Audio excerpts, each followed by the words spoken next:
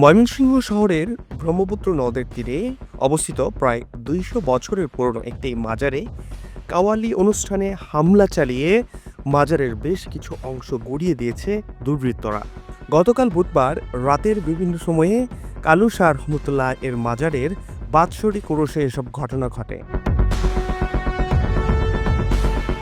প্রত্যক্ষদর্শীরা জানিয়েছেন, শহরের থানাঘাট এলাকায় হজরত শাহ সুফি সৈয়দ কালু শাহ রহমতুল্লাহের মাজারে ১৭৯তম বার্ষিক ওরস উপলক্ষে কাওয়ালি গানের আয়োজন করেন ভক্তরা। অনুষ্ঠান শুরুর পর রাত 11:30টার দিকে কোতোয়ালি থানার ওসির সামনে হামলা করে মঞ্চ ও চেয়ার গুড়িয়ে দেয় দুর্বৃত্তরা। পরে রাত ৩টার দিকে আবারও হামলা করে মাজারের পাকা স্থাপনার কিছু অংশ ও ভেতরের কিছু জিনিসপত্র ভেঙে গুড়িয়ে দেওয়া হয়।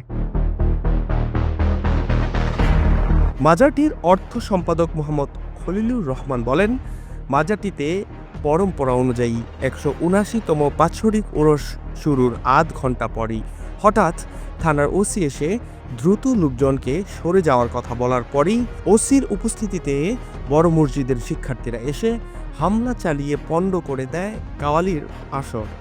এরপর আবারও রাত ৩টার দিকে দল বল নিয়ে এসে মাজারটিকে গুড়িয়ে দেন হামলাকারীরা। অভিযোগের বিষয়ে জামিয়া ফয়জুর রহমান বড় মসজিদের প্রধান মুয়াজ্জিন শহীদুল ইসলাম বলেন, রাতে মাইক বাজিয়ে গান বাজনা করছিলেন মাজারের লোকজন।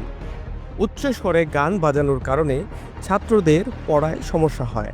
এমন অবস্থায় ছাত্ররা গিয়ে গানের সাউন্ড কমাতে বলেন, কিন্তু তা না করে গানের আসর থেকে উস্কানিমূলক কথা বলায় ছাত্ররা ক্ষিপ্ত হয়ে সেখানে গিয়ে ভাঙচুর করেন।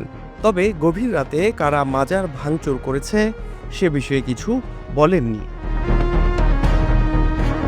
ফাহাদ শাহরিয়ার, বাংলা ফ্লো।